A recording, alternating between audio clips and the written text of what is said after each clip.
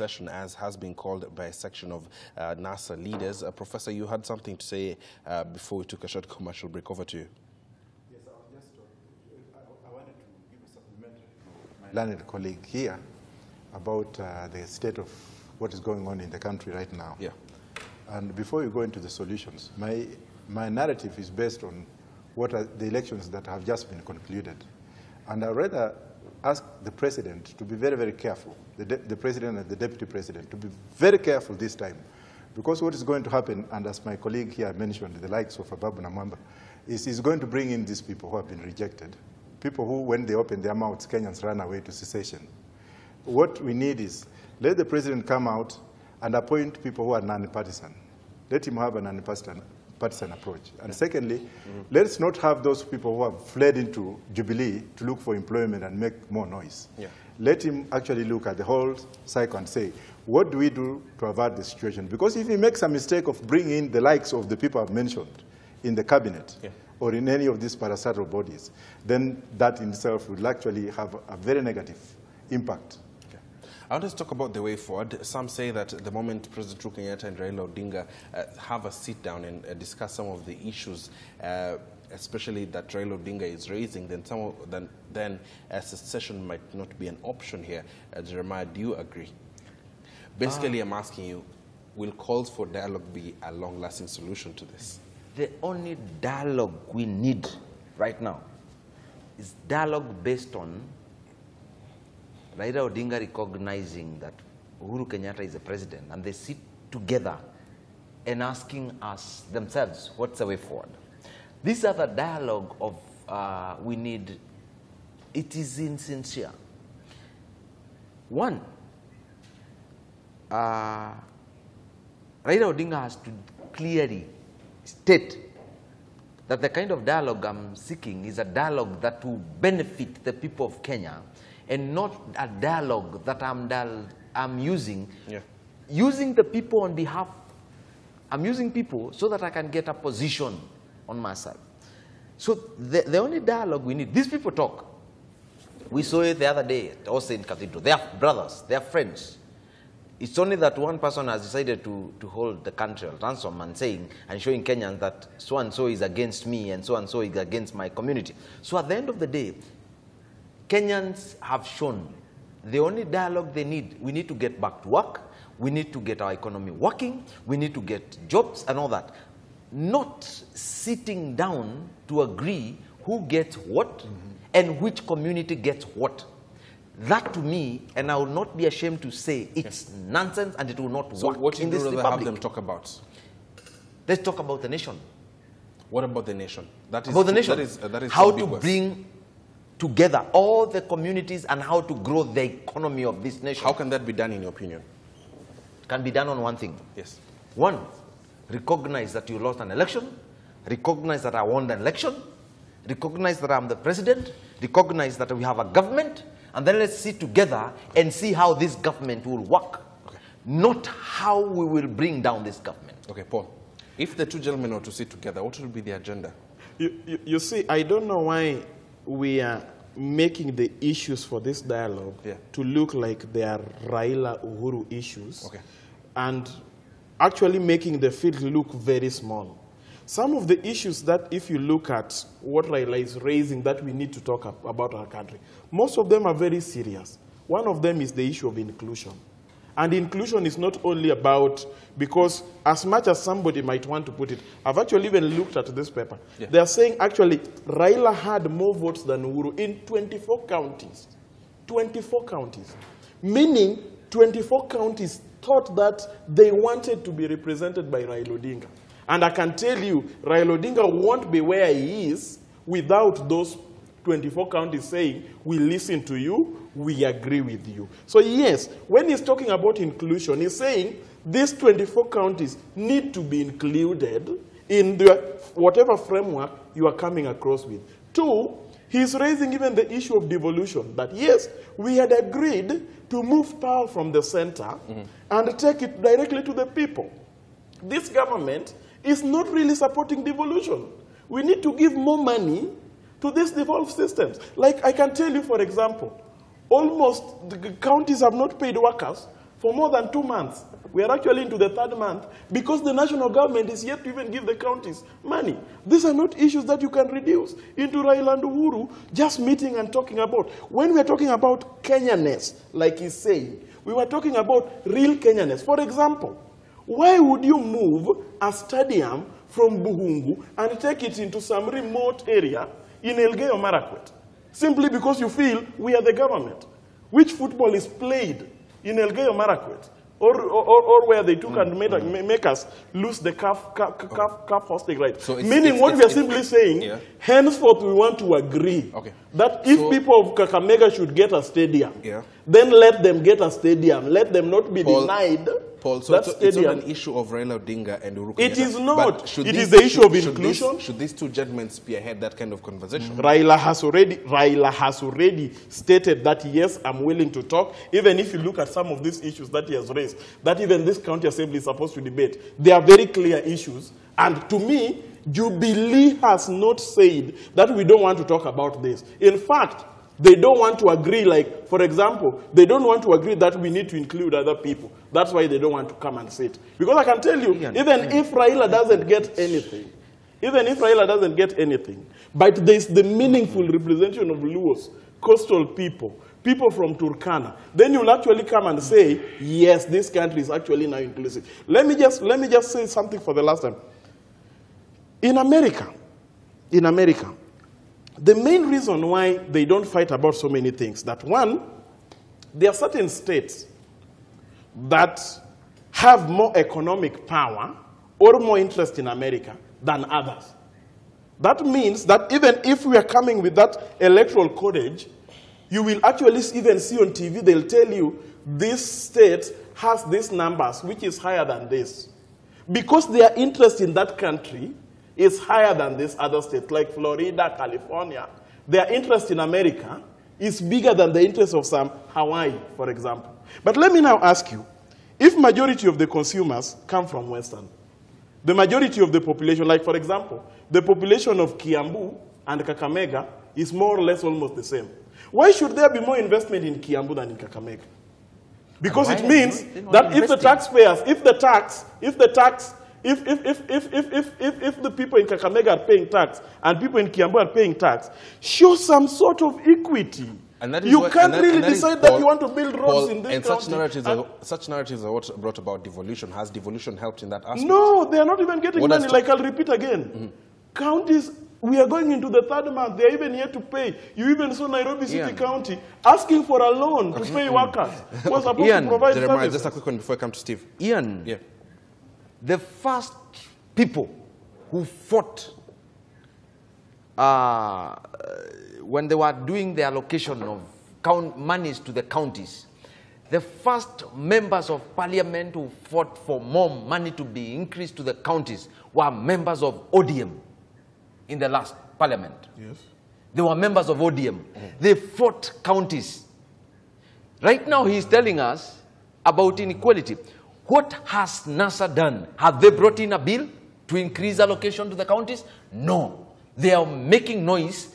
While these are people who are making noise, telling people we stand for devolution, Steve, and when they go to the National Assembly, they are fighting devolution. Steve, maybe you can comment on any of the issues that have come about, that it has gotten to a point where the issue is also about resource mobilization in every county or, for the different communities here. But then the larger question was, if Uhuru and Raila were to sit together, Paul is of the argument that this is just not an issue of the two, but should they spearhead a national discussion? Of course.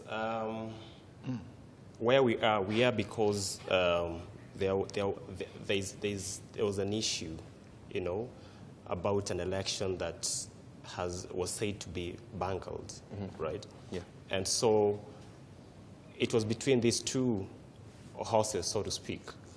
And so it behooves them to lead their supporters, into a national dialogue. And for me, I think some of the things, in this dialogue, there are very pertinent issues that need to be discussed. It's not just a dialogue about unity and things like that. It's a dialogue about addressing issues that are making some Kenyans feel like they're not part of this country. They are feeling oppressed and things like that. So this dialogue for me should seek to address issues of equity, should seek to address issues of distribution of, national resources, should seek to address issues of historical injustices. If we are to move this country forward, then we need to have an honest dialogue, and there's need to have, goodwill, even from the government itself. And I think that's my take about it. Okay. Yeah. I want us to talk about the way forward, and we'll start all the way from Professor Jeremiah Paul, and then, of course, to finish with Steve. How do we avoid, because, Professor, your argument was that it is realistic for secession to actually take place. How then do we avoid getting to that point? First of all, Kenya is the only country in the whole world with so many, let me say, states in terms of the counties. We should reduce counties, and we should also create or go back to the former provinces so that we have 8 governors instead of 47 governors to reduce the costs and taxpayers' money. There's nothing wrong with having counties within states like it happens in Nigeria, India, and the United States. We are a laughingstock because we have expanded devolution to an extent that it was extended for purposes of acquisition of wealth through corruption and the imposition of leaders who are sycophants of the respective parties. Secondly, the president should be recognized as the president of the Republic of Kenya. 5 years is not a very big issue. 12 years, 20 years, it doesn't matter. Uhuru Kenyatta has been elected. All functions should recognize him as the president. Thirdly, it's not up to Uhuru and Raila to be the main spearheaders of dialogue. We have 62 political parties in this country. They should include all leaders of these political parties, gender groups, and other stakeholders, including business community and tribal leaders. Fourthly, when it comes to Jubilee and NASA coming together to make decisions for this country, that will be a trail to a smokescreen, because what happened when they grouped up in Parliament to pass legislation, only to pass legislation to appropriate funds for their political parties, they left out all these other political parties. So tribalism is also very ripe in Jubilee and in NASA equally. Let us look forward, consummate dialogue. We have international organizations that can come in the way, the Kofi Annan way, and talk this thing of secession out of Kenyans' mindset. Thank you. Okay. Jeremiah, way forward. I want to agree with my brother, Professor, on the issue of we need to amend the Constitution, reduce the number of counties, because actually how the counties were formed was based on tribal lines. Reduce the number of counties. Then we need to agree on the electoral laws. We need also to agree on what is the role, what roles do we give? Do we need to have the winner takes it all? Do we still need to have a role of, currently we don't have any role of the official opposition. We don't have any role. What do we give to the person who loses and all that? Thirdly, we need to reach to a position where we recognize, number one, that leadership is not based on tribal lines. Okay. Based on tribal lines, we need to, and right now, the way forward, number one, we need to recognize Uhuru Kenyatta as duly elected president. Then we need to start from there. So that come 2022, all of us as Kenyans, we've seen what has happened. 2013, we've seen what has happened in 2017. So that by 2022, we'll have amended all these issues. So that we don't, again, in 2022, start going round circles, and we need to come clear. One of the issues is how do we need the government to be? Because we can't have all the 43 tribes in government. But definitely, everyone needs to feel represented. Everyone needs to feel that I recognize this as my government. And we cannot have that on the basis of tribe, that tribe A is elected as president. After 10 years, we'll give back to tribe B. And even after 2022, we need to also come back, and Jubilee needs to recognize this. We will not have this basis of that because it was given to us, we need to give back to this. It is on the basis of we need to strengthen our democracy. So the issue here is, let's ask ourselves as Kenyans, how do we need this nation to go forward? And one of these ways was, let's amend this constitution so that the areas we've realized that can't work, can work. Issues that has been raised by Paul on the issues of allocation to counties, we need to bring that to the constitution. The issue of 15% is not enough. We need to bring it to 45%. And that one cannot be done in the streets. It will be done when all Kenyans agree on a constitutional amendment, not based to benefit one tribe or one individual, but based to benefit all the 41 million Kenyans. Okay. Thank you, Jeremiah. Paul? I'm very happy that he has climbed down from the tall tower he was in. And right now he knows very well that we need to agree as a country so that we move forward.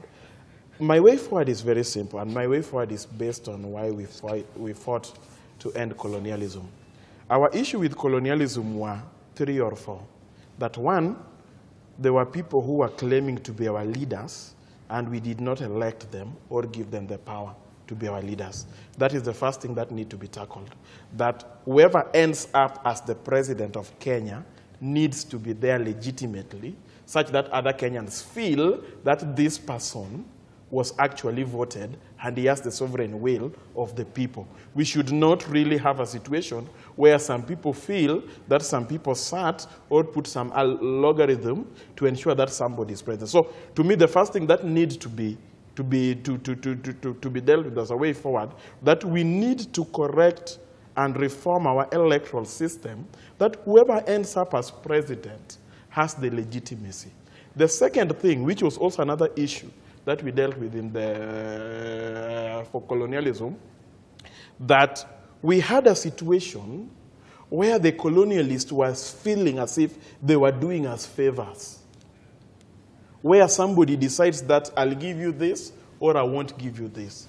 And that is the same situation we have in this country, where you are a Kenyan, where somebody whom you voted for, even if we take the estimate figures, was voted for by 43% of this country. But you're telling that person that he will not even get a slice. That is the second thing we need to deal with, so that whoever ends up as president does not feel like he's doing anybody any favor. Okay, thank you, Paul. So that he can treat those other Kenyans as Kenyans. Okay. The third thing that we need to deal with, we need to have a honest national dialogue, so that everybody puts everything that they have on top of the table. And we agree that you will not harm us, we will also not harm you. Okay, Steve, you have a final word this morning. I mean, you can tell how Kenyans love their country from how this panelist is just talking about issues, giving way forward about this country. And maybe just to share my closing remarks, I would like to give these points. You heard what the church recently came up with, you know, the issue of about the formation of government. Yeah. And they're talking about the need to have the position of a prime minister and things like that. And for me, I think so that we tackle this issue of the winner takes it all. The position of the opposition position has been made to look trivialized, and made to look like if you're in opposition, then you cannot contribute significantly to matters of a nation. And I think to that end, whatever the church is proposing, maybe it's something that needs to be discussed going forward and be given substantive attention. I also want to talk about why we need to strengthen the devolution system. There's need for that to happen, and there's need for increased allocation of funds, so that some of these issues that are being raised, issues of marginalization, issues of unemployment among the youth and things like that, can be addressed significantly at the counties level, so that the national government is left with very little handle. I also want to say that going forward, now we have a president. You know, we know there's a case in court, but that will be determined very soon. But as it stands, we have a president. And for me, I think what the president needs to do, Kenyans have been crying about, a section of Kenyans have been crying about issues of inclusivity. There isn't inclusivity in his government. So he needs to, when he's appointing the cabinet secretaries, principal secretaries, chairpersons of the different parastatals, he needs to put a Kenyan face there. What I mean here is he needs to elect people, appoint people from the different tribes we have in the country, from the different, formations. Women and the youth need to be taken care of in his government in different positions going forward. Okay, and then lastly, he needs to make citizens to feel part of this country. Look at what happened in Laikipia. It's something maybe I don't want to go into, but you can tell what people from that region are feeling right now. Okay, thank you. Yeah, I've been speaking for the better part of this morning. We've had Steve Ogutu, we have Professor George Ojekoya, Paul Lawol, as well as Jeremiah Gashora. Let's look at some of the pictures coming to us live from Eldoret. We currently have the requiem mass of the late Bishop Cornelius Korir happening in Uasin Gishu County, and what we're seeing there is actually, Chege, let's just have my, what you're seeing there are pictures coming to us live. We have a public viewing there happening at the, that particular church, the Sacred Church. Let me just read the full name out there.